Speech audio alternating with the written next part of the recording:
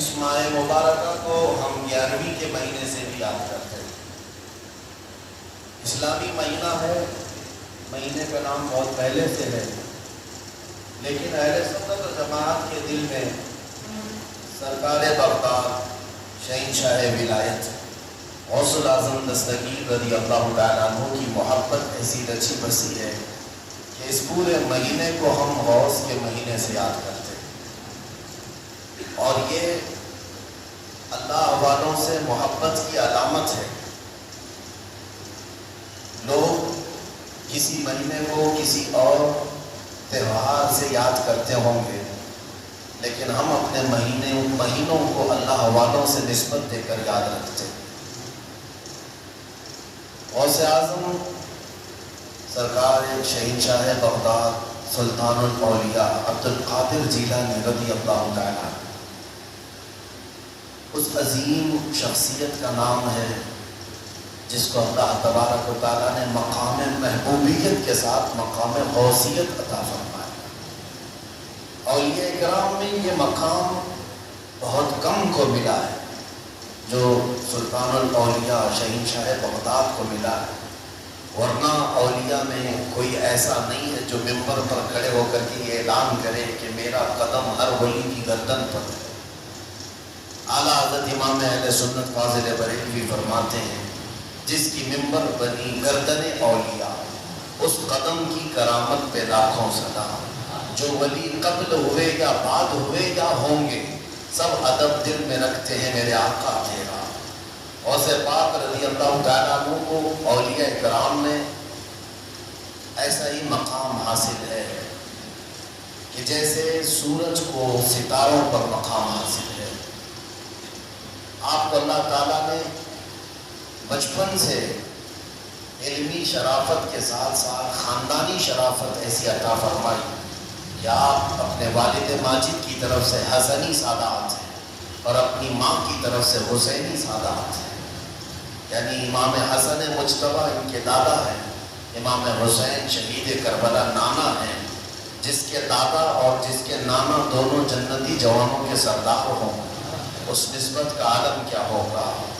میرے عزیزو، گھر کے اندر سادات کے ہاں جو پرورش کا معمول ہوا کرتا تھا، اسی سے اندازہ کر لیں آپ کی ولادت 29 شعبان کو ہوئی تھی اور چاند رات تھی، دوسرے دن کو رمضان شروع ہونے تھا، اور چاند میں اختلاف ہو گیا جیلان میں۔ یہ جیلان ایران کا ایک علاقہ ہے، اس کو گیلان بھی کہتے ہیں، جہاں آپ کی پیدائش ہوئی۔ لوگوں کے دوران شک پیدا ہوا کہ چاند ہوا کہ نہیں ہوا۔ غوث پاک رضی اللہ تعالیٰ عنہ کی ماں فاطمہ ام الخیر جو نہایت ہی شریف خاتون ہے سادات کی، آپ نے لوگوں سے کہا کہ رمضان ہو چکا ہے، اس لیے کہ سحری سے لے کر افطار تک میرے بچے نے دودھ کو منہ نہیں لگایا۔ پورے جیلان میں یہ بات مشہور تھی کہ سادات کے گھر میں ایک ایسا بچہ پیدا ہوا ہے جو سحری سے لے کر کے افطار تک اپنے ماں کے دودھ کو تک نہیں پیتا۔ یہ ان ایام کی میں بات کر رہا ہوں کہ ابھی غوث پاک رضی اللہ تعالیٰ عنہ ایک دن کے تھے، یعنی پیدائشی طور پر۔ میں آپ کو یہ بتاؤں کہ آپ سب غوث پاک کو پیران پیر کہتے ہیں کہ یعنی پیروں کا پیر ہے، اور روشن ضمیر کہتے ہیں، سارے سلسلے وہاں تک جا کر پہنچ جاتے ہیں تو فخر کرتے ہیں۔ غوث پاک سے جس کا سلسلہ ملتا ہے وہ دنیا میں فخر کرتا ہے۔ میں یہ کہتا ہوں کہ پیروں کا پیر پیدا ہوتے ہی روزہ رکھتا ہو، اور اگر کوئی ڈھکوسلا چھوٹا پیر یہ کہتا ہے کہ ہمارے اوپر شریعت نہیں ہے، تو بات یہ یاد رکھ لینا کہ اس کا غوثیت مآب سے کوئی تعلق ہی نہیں ہے۔ وہ شیطان کا مرید ہو سکتا ہے، رسول اللہ تک لے جانے والا راستہ ہرگز نہیں ہو سکتا۔ میرے آقا صلی اللہ علیہ وسلم تک لے جانے والا راستہ وہی ہے جو غوثیت مآب کے راستے سے ہو کر کے چلتا ہے۔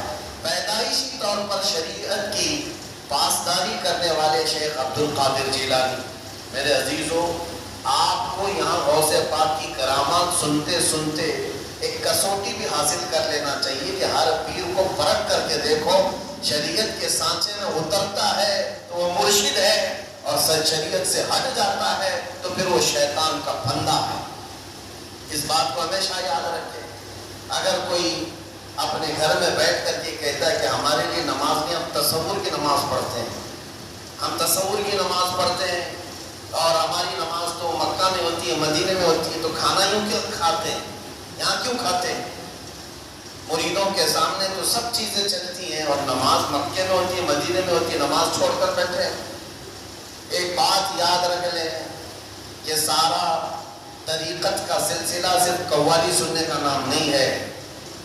ہاں، اشعار حضور پاک کی محبت میں اور اللہ کی محبت میں سننا یقیناً باعث ثواب ہے، ہم خود بھی سنتے ہیں، لیکن وہ پیر ہی کیسا جسے قرآن پر سننے کے بعد کوئی وجد نہیں آتا، قرآن سننے کے بعد کوئی وجد نہیں آتا، حدیث رسول سننے کے بعد کوئی وجد نہیں آتا، وجد کہاں سے آئے گا سمجھ بھی نہیں آتا، اور پھر ڈھول باجے پر تو پھر ہاتھ بھی ہلتے ہیں، پیر بھی ہلتے ہیں، اور پھر اگر کوئی یہ سمجھے کہ یہی مرشد ہے، پیر کامل ہے، تو دھوکے میں ہے ایسا بندہ، دھوکے میں ہے۔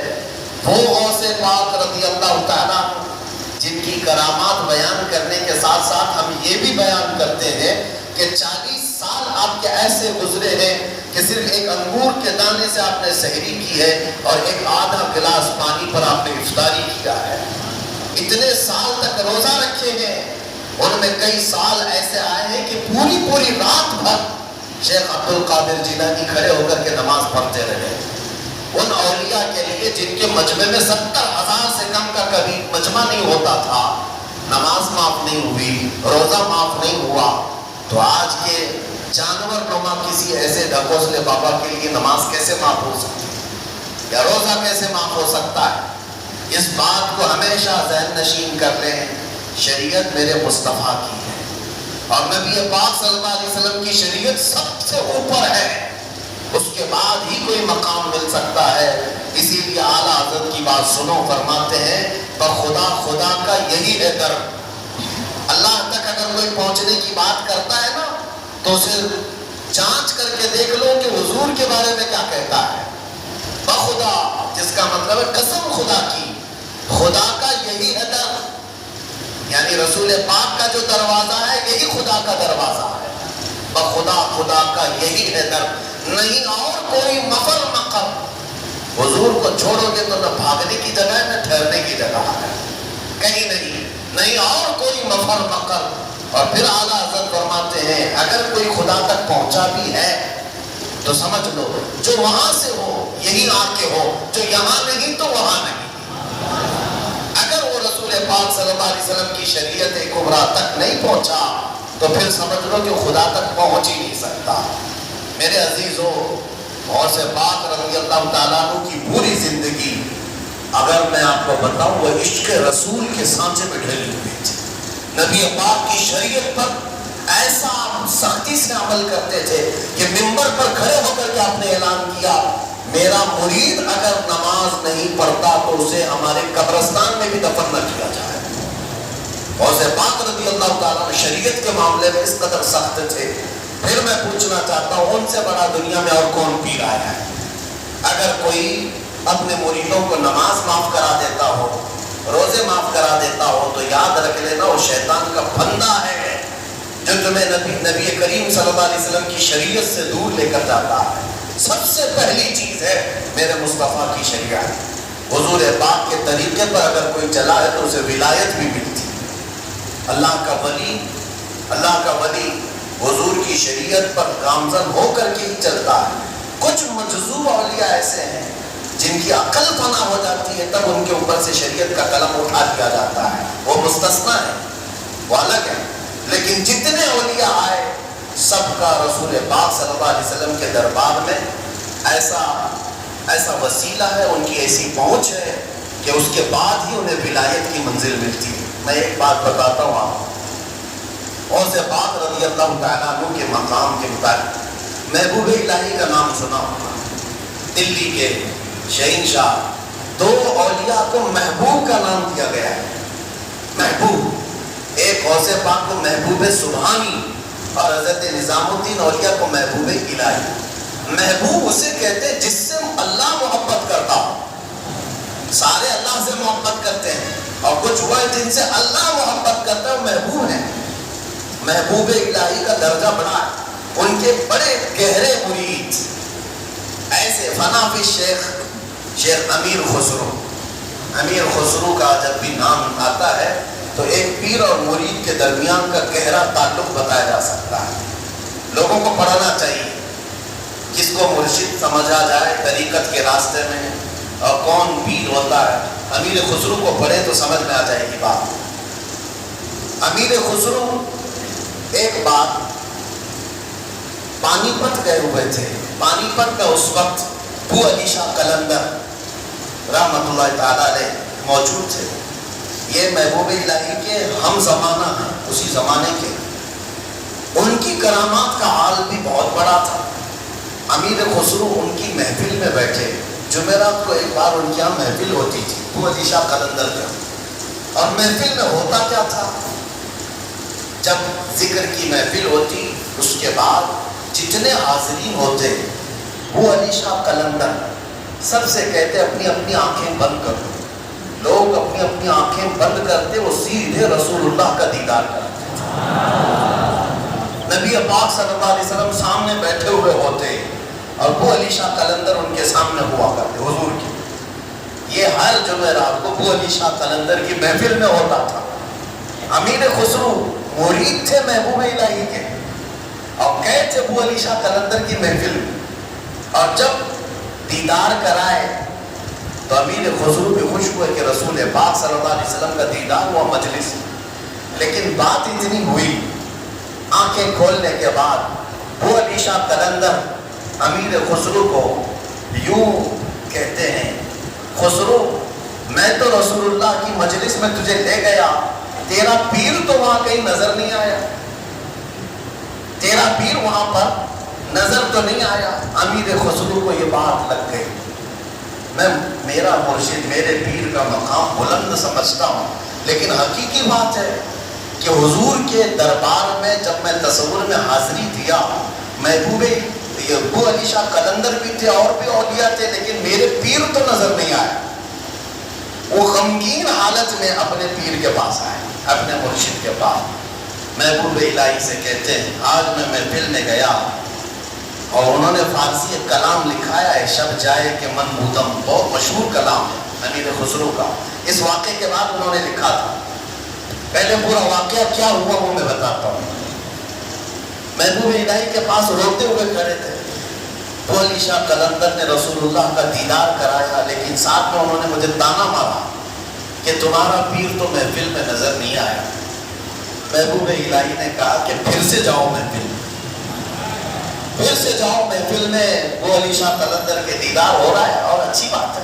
کہا آپ نہیں ہیں اس محفل میں کیسے جاؤں؟ محبوب الہی نے تھپک کر کہا خسرو ابو علی شاہ قلندر سے مت پوچھنا، جب وہ دیدار کرائے رسول اللہ کا تو خود رسول اللہ سے پوچھنا میرا پیر کا۔ اولیاء بہت سارے بیٹھے ہیں، محبوب الہی کہاں ہے؟ تو امیر خسرو گئے۔ اب کی بار جو محفل سجی اور جب آنکھ بند کرنے کا حکم ہوا، امیر خسرو نے آنکھ بند کی، دیدار ہوا میرے مصطفیٰ کا۔ اولیاء کرام کی مجلس تھی۔ خسرو کہتے ہیں میں آگے بڑھا، نبی کونین صلی اللہ تعالیٰ علیہ وسلم کے دربار میں دست بستہ عرض کیا، یا رسول اللہ اولیاء کی محفل ہے، یہاں پر میرے مرشد نظام الدین اولیاء نظر نہیں آتے۔ نبی پاک نے فرمایا ایک منزل اوپر چڑھ جا، ایک منزل اوپر چڑھ جا۔ امیر خسرو کہتے ہیں میں ایک منزل اوپر گیا تو دیکھا ایک بہت بڑا دالان ہے، صحن ہے، وہاں بھی رسول اللہ جلوہ فرما ہے، مسند نشی ہے، وہاں دیگر اولیاء کرام ہیں اور دیگر اولیاء، لیکن وہاں بھی میرے مرشد نظر نہیں آئے۔ میں پھر پوچھا میرے مصطفیٰ سے، آقا یہاں پر بھی نہیں ہے؟ حضور نے فرمایا ایک اور منزل چڑھ جا۔ خسرو کہتے ہیں میں تیسری منزل پر آیا، وہاں بھی حضور بیٹھے تھے، لیکن اولیاء کی محفل میں میرے پیر نظر نہیں آئے۔ پھر پوچھا، حضور نے ایک اور منزل چڑھائی، یہاں تک کہ 7 منزلیں چڑھ لی۔ امیر خسرو کہتے ہیں اب اوپر جیسے جیسے جاتا تھا مجمع کم ہوتا جاتا تھا، تھوڑے تھوڑے سے رہ جاتے تھے۔ چھٹی منزل پر آیا، جب بھی میں اپنے مرشد کو نہیں پایا، پریشان ہو کر پوچھا تو کہا ایک اور منزل چڑھ جا۔ اوپر گیا تو وہاں مصطفیٰ کریم صلی اللہ علیہ وسلم مسند نشین ہے، مسند نشین ہے، بس 3 لوگ بیٹھے ہوئے ہیں، دائیں ایک بزرگ ہے، بائیں ایک بزرگ ہے، اور بالکل سامنے محبوب الہی بیٹھے ہوئے ہیں۔ امیر خسرو کہتے جیسے ہی مجھے اپنے پیر کا چہرہ نظر آیا میں نے آنکھیں کھول دی، رقص گناہ گئے۔ جو فنا پی شیخ تھے، پھر انہوں نے کلام لکھا، شب جائے کہ من بودم، وہ رات کیسی تھی جس میں میں تھا اور خود رسول اللہ مجلس کے امیر تھے، مجلس کی شمع میرے مصطفیٰ تھے، گنگناتے ہوئے اپنے مرشد کے پاس آئے۔ اب جو بات مجھے کہنا تھا، جس کے لیے میں نے یہ واقعہ چھیڑا، سنیے آپ، میں نے یہ واقعہ محبوب الہی کا کیوں بتایا۔ آئے محبوب الہی کے پاس، خوش تھے، وجد گراں تھے۔ محبوب الہی نے پوچھا خسرو دیکھ آئے اپنے مرشد کو؟ کہا ہاں، میرا مقصد، میری مراد پوری ہو گئی۔ اس کے بعد محبوب الہی نے کہا کیا کسی اور کو وہاں نہیں دیکھا؟ امیر خسرو نے کہا میری توجہ ہی نہیں گئی، میں نے مرشد کو دیکھا تو پھر خیال نہ رہا۔ محبوب الہی سے پوچھنے لگے حضور اس منزل میں جو رسول اللہ کے دائیں اور بائیں تھے وہ کون تھے؟ تب محبوب الہی نظام الدین اولیاء نے کہا ان کے بائیں جانب خواجہ غریب نواز تھے اور دائیں جانب پیران پیر غوث اعظم بغدادی موجود تھے۔ سیدنا شیخ عبد القادر جیلانی کا وہ مقام ہے کہاں؟ رسول اللہ کے دربار میں، جہاں اولیاء کرام کی منزلیں ختم ہوتی ہیں، وہاں غوثیت میں آپ کا مقام ہے۔ میرے آقا صلی اللہ علیہ وسلم کے دربار کا قرب ہی انہیں غوثیت کے مقام پر لے گیا ہے۔ میرے عزیزوں، بہت سارے لوگ اگر یہ سمجھتے ہیں کہ ان کی بڑی کرامتیں ہیں اس لیے ان کو غوث کا مقام ملا ہے، وہ بہت بڑے، تو غوث پاک نے اپنی ٹھوکر سے مردہ زندہ کر کے دکھایا۔ 400 سال بعد غوث پاک رضی اللہ تعالیٰ عنہ اعلان کرتے تھے تو رسول اللہ کے بارے میں بات کرتا ہے، میں ان کے بیٹے کے بیٹے کے بیٹے کے بیٹے کے بیٹے 400 سال بعد آیا ہوں، اور اللہ نے میرے پاؤں میں یہ طاقت دی ہے کہ قبر کو ٹھوکر لگاؤ تو مردہ زندہ کھڑا ہو جائے، اور جس کی میں نسل سے ہوں وہ اگر کہیں ٹھوکر لگائے پورا قبرستان کھڑا ہو سکتا ہے۔ نبی پاک صلی اللہ تعالیٰ علیہ وسلم کی ذات پر اگر کوئی انگلی اٹھاتا میرے غوث اس کو اپنی کرامت سے جواب دیا کرتے۔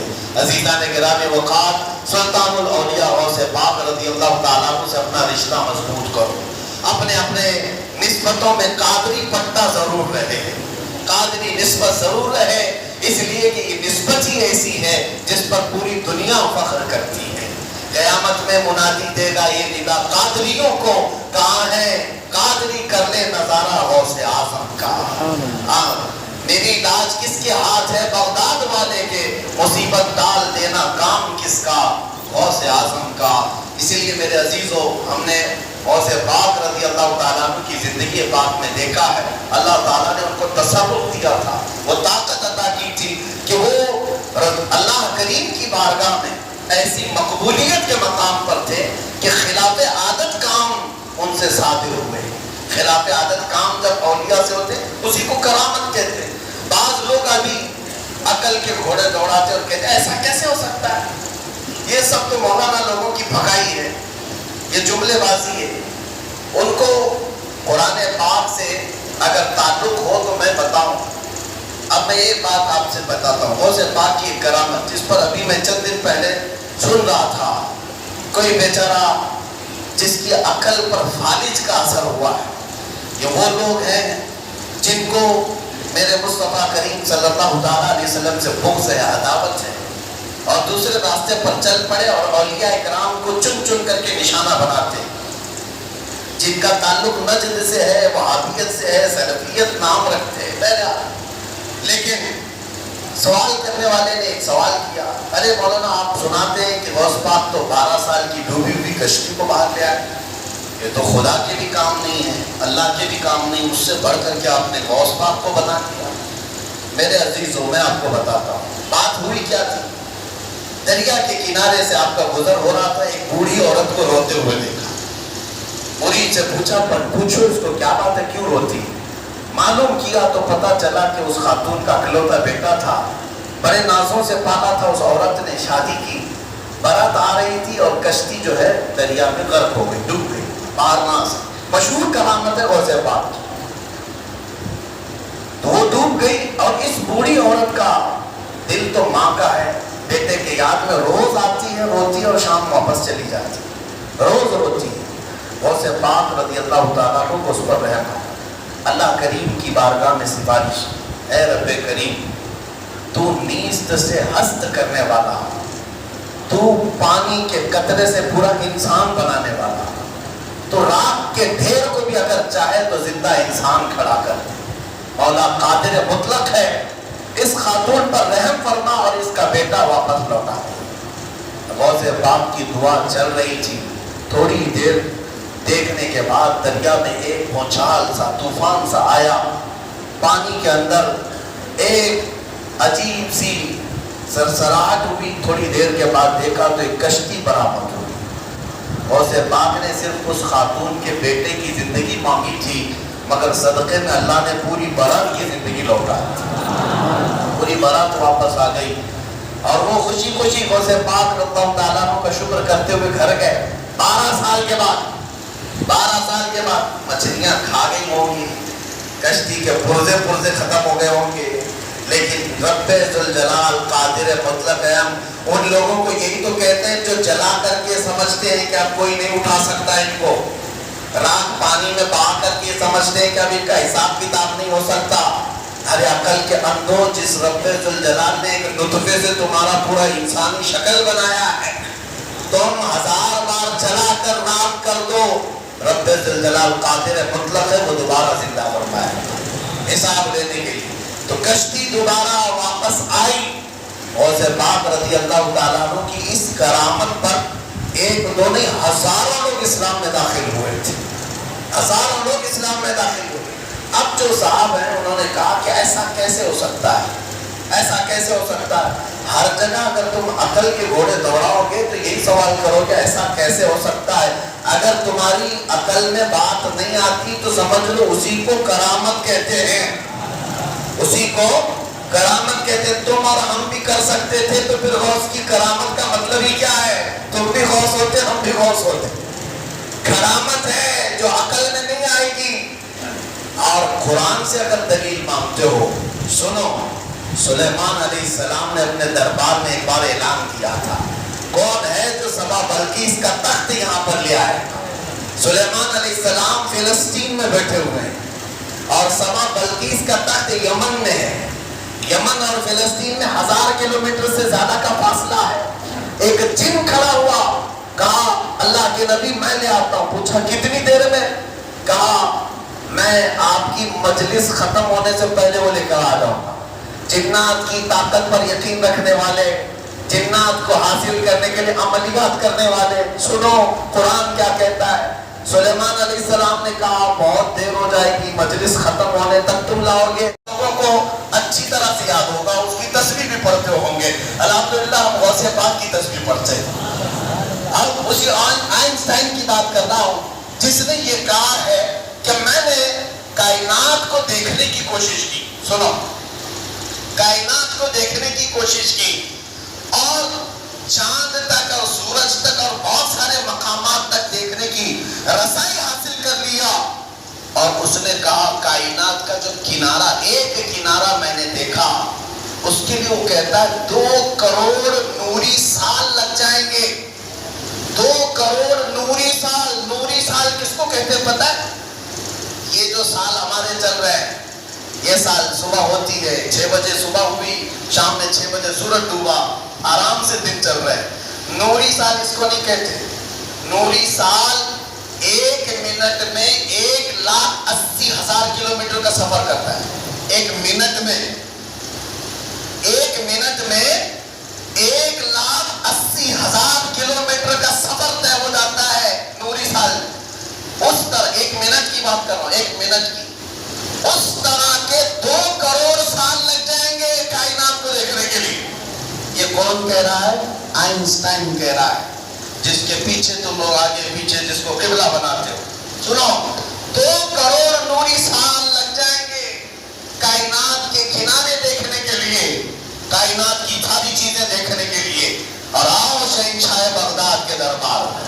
کہتے ہیں نظرت الی بلاد اللہ جمعا کخردلۃ علی حکم اتصالی، میں اللہ کی پوری کائنات کو ایسے دیکھتا ہوں جیسے اپنے ہتھیلی میں رائی کے دانے کو دیکھتا ہوں۔